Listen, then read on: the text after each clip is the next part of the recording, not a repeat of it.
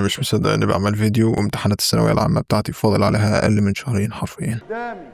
قدامي على الجنينه. بصوا، هو الفتره الحاليه هيكون فيها تقشف شويه في موضوع المحتوى. هو بصراحه دي مش حاجه جديده يعني فاهم، بس انا حاليا شغال على كورس الاو او بي في بايثون، فيعتبر خلصت منه كذا حلقه بالفعل، ولكن مش عايز ارفع اي حاجه قبل ما اخلصه بشكل كامل. ده انا عليا الطلاق ما هسيبك. بس خلينا ندخل على الفيديو. السلام عليكم عزيزي الفيور اللطيف الذي يكرس وقته ومجهوده للمعرفة وحب الاستطلاع، ربنا يسامحنا على الكلمة. لو دخلت على سوق المستعمل في مصر وبحثت عن حاجة زي الجي تي اكس 750 تي اي، كارت بقاله حوالي 12 سنة يعني فاهمني انت، هتلاقي سعره في رينج ال 2200 جنيه تقريبا. طبعا لو انت بتفكر انك تشتريه بالاسعار دي لو رحت بقى بحثت على معالج رايزن 5 2400 جي مثلا، هتلاقيه برضه في نفس الرينج كده فاهم، بل وكمان في حالات كتيره بيبقى ارخص. لحظه، هو ايه العلاقه بين كارت ومعالج؟ هي بقى الفكره انه الرايزن بيجي بكارت فيجا 11 اللي هو يعني كارت مدمج، اللي تقريبا في معظم الحالات هتلاقيه قريب جدا من ال 750 تي اي. انا ما بهزرش يعني، هو تقريبا قريب منه بشكل مش طبيعي، ده لو ما كانش نفس الاداء. وفي نفس الوقت المعالج نفسه 4 انويه 8 مسارات، ومن غير ما ادخل في تفاصيل تقنيه كتيره، باختصار يعني معالج كويس جدا وهيسد معاك في معظم الاشياء. يعني انت متخيل ان انت بتاخد معالج بكارت شاشه سعرهم الاثنين بسعر كارت شاشه بس منفصل، واداؤه تقريبا نفس اللي هنا وبنفس السعر. ايوه، طب انت يعني جاي تعمل النمره دي ليه؟ طيب يعني عايز ايه يعني؟ طبعا عايزين نشاهد بصرف النظر عن بوردات ام 4 اللي اسعارها زباله في مصر، بس لازم نركز هنا على حاجه مهمه جدا. هو ايه اللي حصل؟ يعني بمعنى اخر، ازاي اي ام دي حولت السوق من سوق محتكر من قبل شركه انتل اللي كانت بتجيب جيل قديم وتحط عليه اسم جديد وكرتونه شكلها جديد وبتطور لا يكاد يذكر، يعني الاداء كان نفس الجيل اللي فات تقريبا، انا ما بهزرش، والسعر ساعه الاصدار كان اوكي، عارف انه ده كان ساعة الاطلاق، بس تخيل معايا كمية الاريحية اللي كانت مخلية شركة انتل عادي كده تعمل اللي هي عايزاه. والمشكلة ان هم كانوا عارفين انه كده ان هم هيبيعوا لانه مفيش منافس. انما دلوقتي الوضع متغير تماما. بص، انا مش عايز اطول اكتر من كده في المقدمة. صلى على النبي محمد عليه الصلاة والسلام. لو بتتفرج ومش مصلي فرض معين او مكسل، قوم يا بابا، قوم يا حبيبي، قوم، انا هنا اهو مستني اهو، مش هروح حد. وما تنساش تدعي لاخواتك في دعائك، يمكن تفلت من السؤال عنهم يوم القيامة.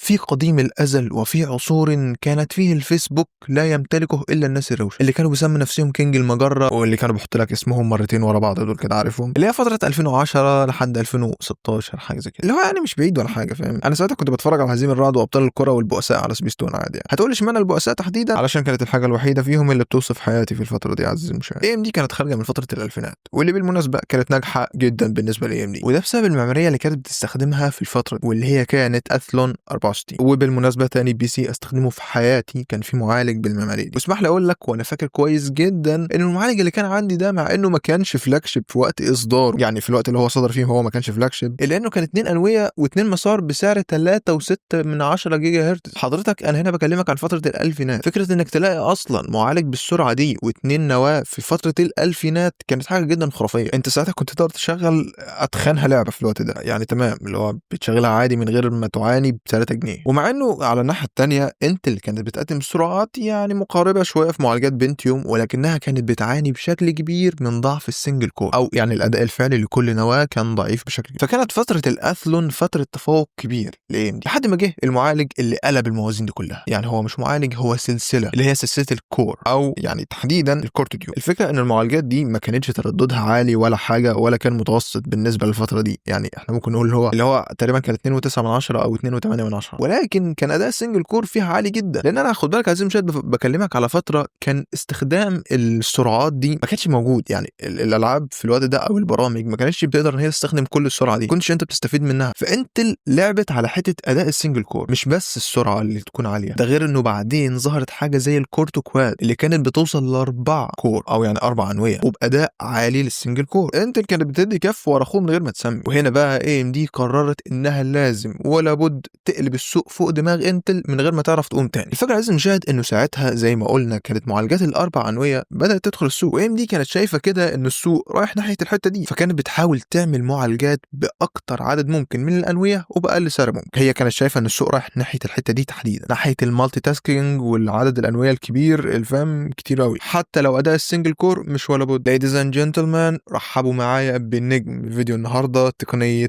بولدوزر. الفكره من التقنيه دي وبدون الدخول عميقا في بنيه المعالجات وما شابه، يعني ممكن نعمل فيديو كامل نشرح فيه مكونات المعالج بشكل مفصل، ولكن حاليا تخيل معايا عزيزي المشاهد انه انت عندك مطبخين، تمام؟ يعني مطبخين، يعني اكيد يعني في حد هيطبخ، تمام؟ لكل مطبخ طباخ خاص بيه. تخيل بقى عزيزي المشاهد انه انت علشان توفر المساحه والاشياء دي كلها، بدل ما تعملهم مطبخين تعملهم مطبخ واحد كبير ليهم هما الاثنين. مساحته هتكون اكبر من مساحه المطبخ الواحد، ولكن يعني مش كبير قوي. ولكن بقى الفكره وهنا بقى اللعبه هنا تحديدا، الاول لما كان كل طباخ ليه مطبخه الخاص بيه، كان جوه المطبخ ده ادواته الخاصه، يعني كل طباخ ليه مطبخه وكل مطبخ فيه ادوات مختلفه عن التاني. لكن لما احنا خليناها مطبخ واحد اصبحت الادوات هنا مشتركه. انا حاسس ان انت عرفت المشكله هتكون فين دلوقتي. تخيل لازم مشاهد ان الطباخين دول عايزين يستعملوا نفس الاداه في نفس الوقت. لو كان كل واحد فيهم ليه مطبخ خاص بيه كان عادي، كل واحد ليه حاجته وكل واحد حر. لكن هنا مفيش الا اداه واحده مشتركه، فاللي هيحصل انهم هيمسكوا في بعض وهيعطلوا. الفكره بقى انه ده كله كده كان بالضبط اللي بيحصل مع التقنيه دي. بدل الطباخين هيكون الانويه، بدل المطبخ هيكون الموديل. في العاده يا عزيزي المشاهد الموديل بيكون فيه نواه واحده، وكل موديل ليه ادواته الخاصه مختلفه عن اي موديل تاني. ولكن مع تقنيه بلدوزر زي ما قلت لك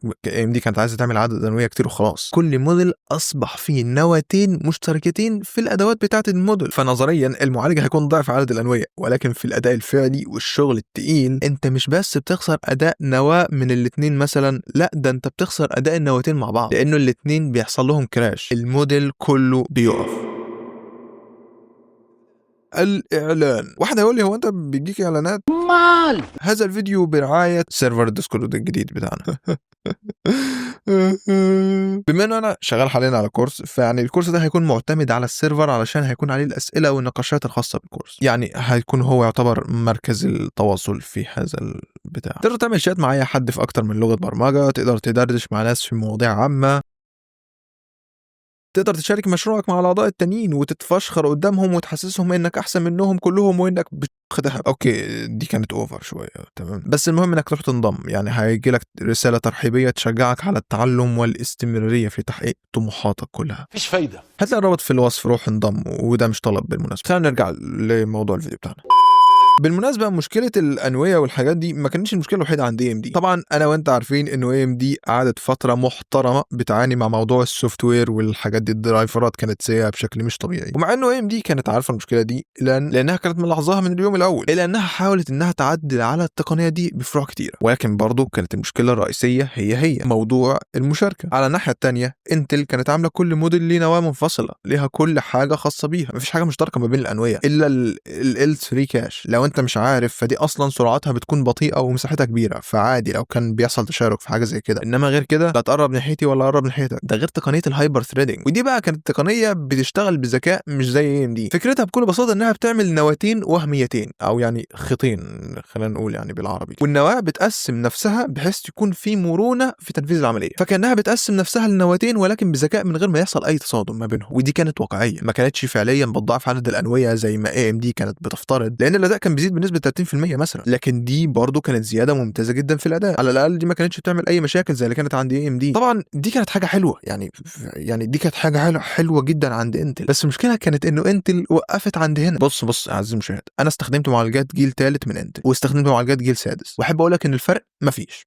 يعني لا يذكر حرفيا. انتل كانت كل سنه بتجيب المعالج بتاع السنه اللي قبلها وتحط عليه اسم جديد وكرتونه جديده وتزود في سعره، وكان بيتباع لانه مفيش منافسه، محدش عامل اي قلق ليها، فاكيد مش هتضيع الفرصه. على الناحيه الثانيه كانت AMD خسرت ثقه العملاء بتوعها، محدش كان بيشتري المعالجات الجديده، واللي كان بيشتري كان بيلاقي بلاعه ضربت في وشه من كتر ما الاداء كان سيء. الناس كانت بتقول على AMD انها خلاص يعني منتهيه، لحد ما جه الشخص اللي انا احب اسميه المنقذ، الشخص اللي انا شايف ان هم لازم يعملوا له تمثال صراحه، والشخص ده هو جيم كيلر.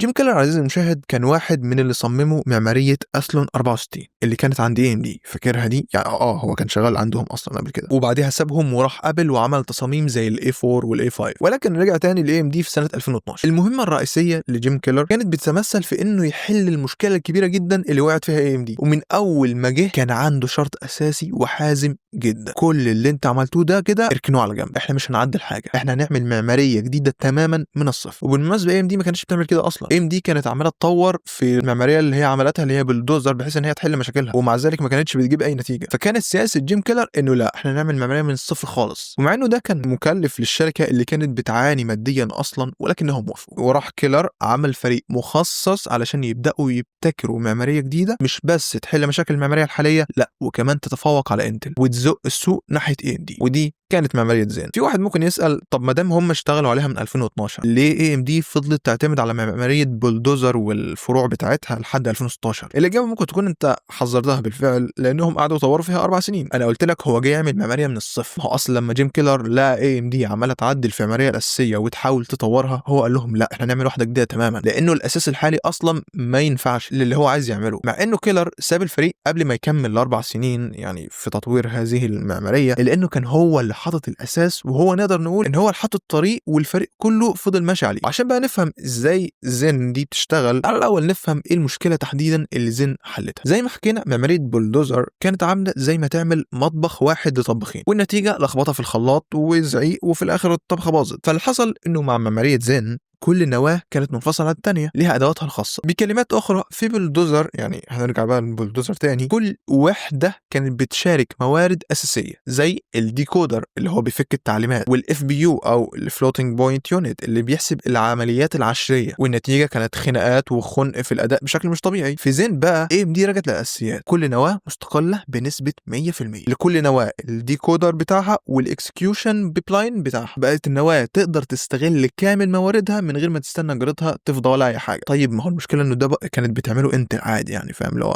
ما عملتش اي حاجه، هي اوكي حلت المشاكل اللي فاتت، ولكن لسه برضه احنا ما تفوقناش. الحاجه بقى اللي تعتبر فعلا سر تطور او نقطه القوه في معماريه زين، وهي IBC او الانستراكشنز بير كلوك، او يعني بالعربي التعليمات خلال الساعه. ده مقياس لعدد العمليات اللي المعالج بيعملها على مدار الساعه. IBC في معماريه زين اتطور بنسبه 52%، وده بسبب اكتر من شيء. اولا هو انهم وسعوا حاجه اسمها الاكسكيوشن ويز، ودي خلتهم ينفذوا عدد تعليمات اكتر في نفس الوقت. حسنوا حاجه اسمها البرانش بريدكشن، ودي حاجه بيتوقع المعالج الطريق الصح قبل ما يغلط، يعني بيقلل في الانتظار. زودوا الكاشات ال1 ال2 ال3 علشان يقللوا سحب البيانات البطيء من الرامات. ده غير ان AMD اخترعت حاجه جديده اسمها الانفينيتي فابريك، ودي حاجه ذكيه جدا AMD اخترعتها، وهي عباره عن شبكه اتصالات بتوصل الانويه ببعض، وده كان بيقلل الديلي بشكل كبير جدا. حاجه تانية زي استخدامهم لدقه التصنيع 14 نانومتر، طبعا كانت ساعتها حاجه جديده ومتقدمه جدا. ده خلاهم يحطوا اكتر من 4.8 مليار ترانزستور في نفس المساحه. ده غير الاستهلاك الاقل للطاقه واقل في درجه الحراره. ده غير ان AMD برضه اخترعت تقنيه اسمها SMT، ودي شبه تقنيه الهايبر ثريدنج عند انتل، ولكن الاختلاف ان التقنيه دي كانت بتخلي النواه الواحده تشتغل ب 50% اداء زياده. انت متخيل؟ بينما لو تفتكر من شويه لما انا قلت لك انتل كانت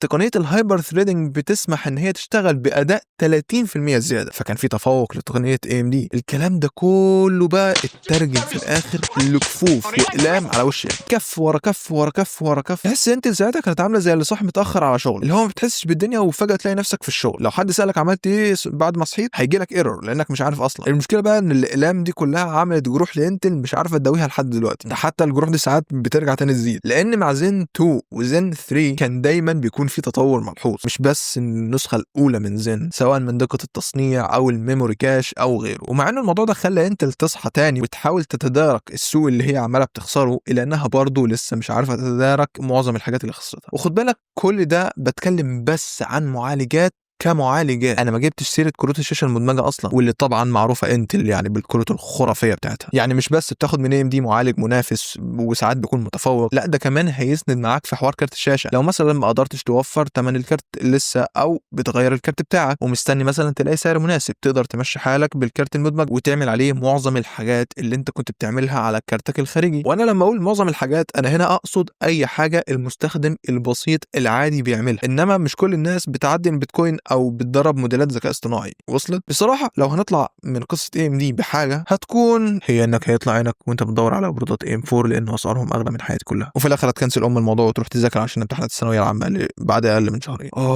يلعن النكد.